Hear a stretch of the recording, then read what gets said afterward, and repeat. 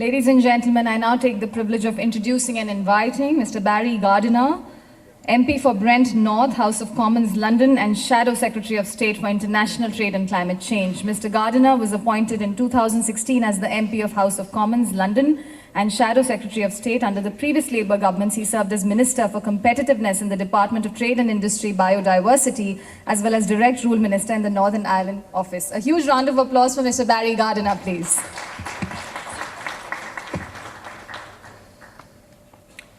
Namaskar.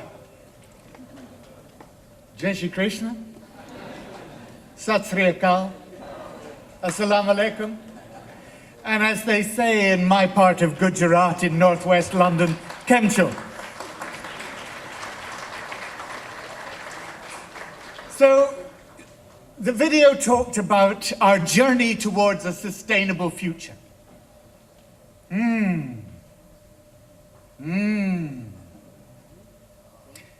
From coal to crude and shale, the geopolitical map has been molded by the need to control energy supplies. Distribution pinch points, the Suez Canal, the Straits of Hormuz, have been flashpoints for conflict and for the projection of global power. It's relied upon the ability to maintain security of supply. And nobody who thinks back over the past 50 years of statecraft as it's responded first to OPEC's 1973 oil embargo, the successive wars in the Middle East, or Russia's Gazprom dispute with Ukraine, would doubt that fossil fuel has dominated the trade and power relations between nation states and been a root cause of geopolitical instability and conflict. What you're doing at this conference is changing all of that. The energy transformation that is seeing the world move from fossil fuel to renewable technologies will bring with it new power relations that will profoundly shape this century. At the World Economic Forum, climate activists talked about Larry Fink's letter to investors announcing BlackRock is pulling out of investment in coal power. Financial commentators talked rather of, and I quote, a fundamental reshaping of finance. But the really smart commentators are focusing beyond that to the wider geopolitical implications that move from fossil fuel to renewable powered energy systems and what they'll bring. And the inevitability of this shift is not simply a matter of the rapidly declining cost of renewables. The latest solar auction in Saudi Arabia has seen an all-time low of 1.7 US cents per kilowatt hour. Those costs of renewables are now outcompeting oil and gas prices without any subsidy. And nor is it simply a matter of the health and climate problems associated with fossil fuels. The WHO estimates air pollution alone kills 7 million people each year. Certainly it's true that the Paris climate targets and the UN's Sustainable Development Goals both require a rapid deployment of renewable energy coupled with energy efficiency measures. But there are even more compelling political reasons for the reshaping of the global energy map that is already taking place. Unlike fossil fuels, renewables are widely available in many forms in most countries, promoting domestic self-sufficiency. Renewables are not stocks that are used and then depleted. They are flows that are constantly recharged. Stocks require transportation to destination and are subject to disruption at choke points. Decentralization of energy production and consumption is more compatible with renewables, which can be deployed swiftly and easily at a local community scale. And renewables have marginal costs that approach to zero. Indeed, solar and wind currently enjoy cost reductions of approximately 20% every time capacity is doubled. International influence and soft power depend upon many things: geostrategic location, natural resources, productive capacity, and military capacity all determine the influence nation-states are able to project into the international arena. And control of one's energy resource enables a country to both protect vital domestic production and to leverage political interests abroad. So just as the geographic concentration of coal, oil, and natural gas molded our political landscape really since the Industrial Revolution, it's the dispersed nature of renewable energy that will erode those traditional patterns. But erosion isn't revolution.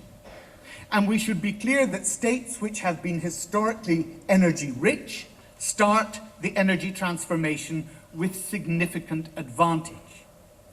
The USA straddles the old and the new by its self-sufficiency in fossil fuel as well as its strength in digital technology.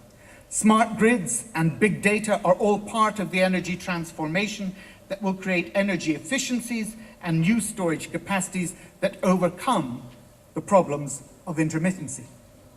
Countries like the UAE are investing the wealth of their current oil reserves to develop the infrastructure for a renewable future alongside the other elements of social and physical infrastructure that are part of a developed economy.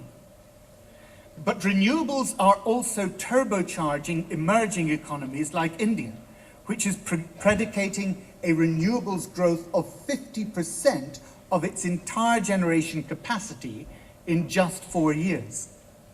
In sub-Saharan Africa, the reduction of fossil fuel imports will have a double benefit in the reduction of import costs and in the creation of new jobs and opportunities in the domestic production of solar, wind, and hydropower.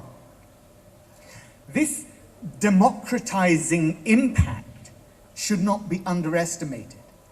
As local communities become self-sufficient in electricity which they produce and exchange without mediation through a central grid, such countries can leapfrog the model of a centralized fossil fuel grid that would take years to connect every community, every rural village. Where the energy system is centralized, so too is money. The financial rewards have been concentrated in the hands of centralized corporates and government. The energy transformation to renewables in a decentralized structure gives consumers not only greater control, but a greater share in the economic benefits.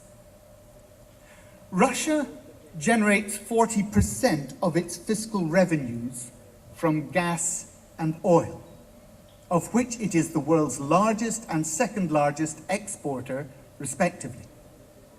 The implications for its economy as the world becomes less reliant on fossil fuel are critical. And whilst Russia is beginning to move to a greater deployment of renewables, it's not well positioned to compete against its Chinese neighbor, which accounts for over 40% of the total global investment in renewables. In recent figures, Russia had less than 15,000 patents in energy renewables. The United States had over 100,000, whilst China had more than 165,000. India has less than 2,000. Oil and gas countries like Nigeria, Iran, and Iraq could see their economies devastated by a rapid decline in fossil fuel rents because they haven't adequately prepared for the energy transformation. Their resilience is poor precisely because they've not sought to use their historic wealth to diversify their economy or invest in other forms of socioeconomic development. For countries like these, where fossil fuel rents represent more than 10% of GDP, such a loss of revenue could bring with it domestic political instability.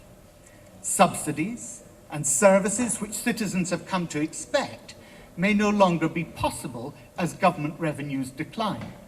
Resentment of austerity and political turbulence then creates vulnerabilities that can destabilize governments and cause unrest that brings regional conflict. Subsoil assets should have been transformed into surface assets of human, of social, and physical capital. And in too many countries, they have not. Mark Carney and Michael Bloomberg have long argued for a better understanding of the specific financial risks of climate change and the energy transformation. In the work of the Financial Stability Board and the Task Force on Climate-Related Financial Disclosures, they've alerted the world to the potential shock to the global financial system. It's clear that a sudden shift away from fossil fuels and the creation of stranded assets would bring dramatic stock revaluations and a financial crisis. It's often said that the Stone Age did not end because of a lack of stone, and the fossil fuel age will not end through a lack of oil, gas, or coal. The map of the modern world, its trade routes, the power of its nation states, and its military battles have all been fashioned by the exploitation of fossil fuel energy. New renewable technologies do not rely upon these geographically concentrated stocks, and for that reason they can disperse power and create new alliances as every country taps into the solar, wind, hydro, wave, tidal, or geothermal energy it possesses. Managing this energy transformation is the fundamental issue of international relations in the 21st century. Thank you very much.